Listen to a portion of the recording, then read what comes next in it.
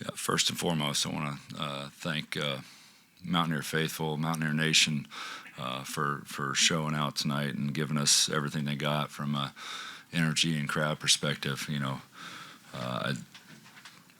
have no idea how much that means to us with a team that struggled throughout the course of the year and had our challenges, and that means the world to us to have that backing each and every night. And please don't give up on us. We're fighting and clawing and doing everything we can to shore this up. Second thing, just want to send my thoughts, prayers, and condolences to Seth Wilson's family. He lost his grandmother a couple days ago and lost his father a couple years ago, so he's had a rough go of it, and that's why he wasn't in attendance tonight. So thoughts and prayers to Seth Wilson and his family. Questions? Josh, start with defense. They hit shots. They're good offensively, but were you happy or dishappy with your defense? What was that end of it like for you? Some of it's going to come down to closeouts and pick and roll coverage and what we're trying to do on X and out on the backside. So there's things that we can clean up, but I think the most glaring ones for me are the step in shots off second chance opportunities. And when you give them that many easy buckets, and I don't know what the number is in terms of how many threes they got off a second chance and step-in shots, that's a pretty easy shot to make, especially the talent they have on that roster, top to bottom, how balanced they are. Anytime they get an offensive rebound, there's multiple guys to kick out to and knock down shots. And that was certainly one of our issues tonight, is showing up our rebounding. And, the numbers aren't terrible. We're minus 12 or minus 2 in terms of rebounding, but those 9 offensive rebounds led to 22 second chance points. So that's a critical issue, as well as certainly taking care of the ball.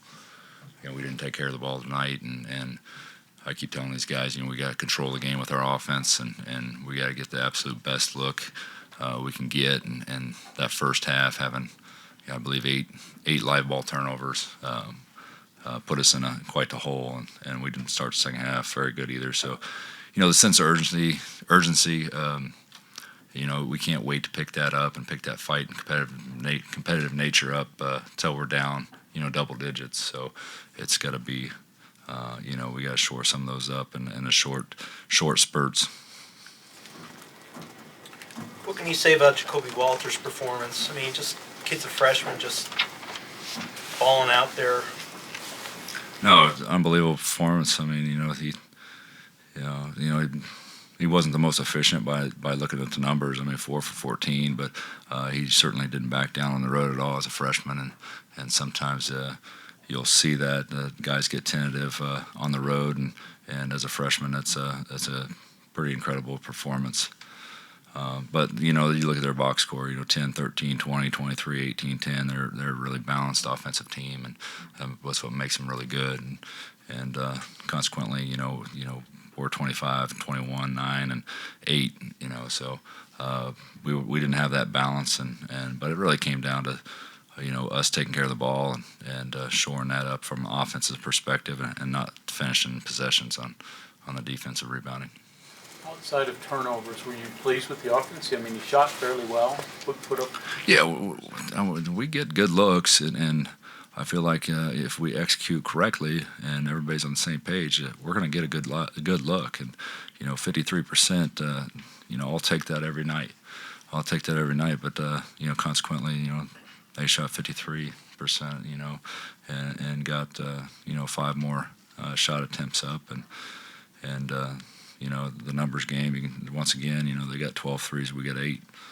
And, it looks like the rebound or the free throws aren't that terribly, it's pretty even there. So they certainly, from a numbers perspective, they got 4 more threes than us, and a lot of those probably came off second chance opportunities.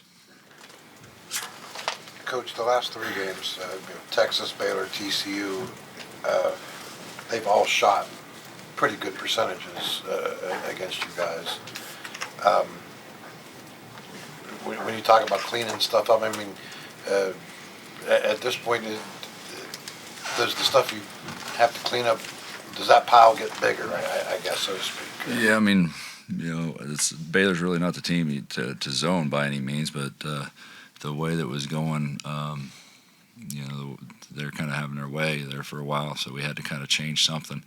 And for the most part, the zone was fairly effective early, but one of those issues, rebounding.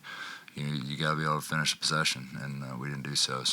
But back to the defense. I mean, it hasn't been our strong point by any means from the beginning, and there's a very strong physical league, and we don't have that big, strong physical presence out there. So the way the game's called is critically important. Josh, the turnovers in the first half, it seemed like it was passing a lot of the stuff too, and just like not crisp and sharp. But you turned around and you were much better at that in the second half. Yeah, there's a couple we can certainly look at a few of them. We're bounce pass and entry passes on the perimeter, which is certainly not something you want to do and give that type of timing in terms of running through those. But it's not always on the guard. Sometimes it's timing in which we're cutting to get open or whatever that may be. So guards usually take the brunt of it when you turn it over that many times. But sometimes it's the timing in which we're cutting to get open or lack thereof. You've mentioned consistency often this season too, and I'm imagining that's part of it too, where you can be crisp and move the ball fast on offense and have good stretches. But how does it get away sometimes, and how can you do get it back so it's there? Are there habits that contribute to that? Is it just like people fade on focus for a little bit? That might be it.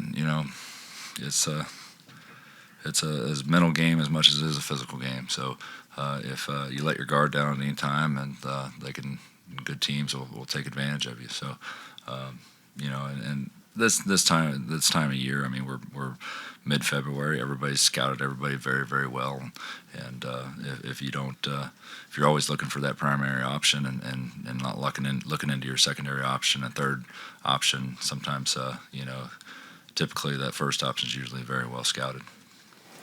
Josh, do you get a sense that when Jesse's in versus Jesse's out, obviously your offense changes a lot, and what you're trying to do, is that difference so big that it makes it difficult maybe for your team to kind of jump from one to the other quickly and keep continuity? Yeah, I mean, you look down the box score. Jesse played 24 minutes. He was a +6. We need him on the floor. He's critical to our success, and it's not like we don't have other guys to throw out there, but we need him on the floor, and we need him. We got, like I told him in the locker room when we came out, it's like we got to look at every single one of these situations to where and figure out what we can control in terms of keeping you out of foul trouble. And I remember a possession in practice yesterday where he was 35 feet from the basket and he reached, and it was something I used as a teaching point, and that's not what we want. We need him on the floor.